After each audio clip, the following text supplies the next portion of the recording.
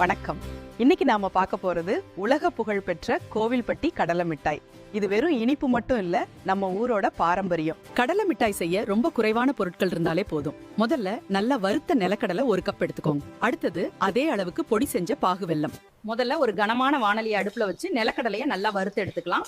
அடுப்பை மிதமான தீயில வச்சு கடலை கருகிடாம பொன்னிறமா ஆகிற வரைக்கும் கைவிடாம கிளறுங்க.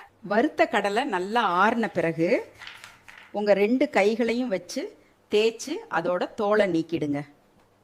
இப்ப இந்த வெள்ளை கரைசலை திரும்பவும் வாணல்ல ஊத்தி நல்லா கொதிக்க விடுங்க. இதுதான் நம்ம கடலை மிட்டாயோட ருசியையும் பதத்தையும் தீர்மானிக்க போற முக்கியமான படி. When you drop a single drop of syrup into the water, it should collect like a bead without dissolving. இப்ப நம்ம சுத்தப்படுத்தி வச்சிருக்க நிலக்கடலைய இந்த கொதிக்கிற வெள்ளைப்பாகுல மெதுவா கொட்டிடுங்க.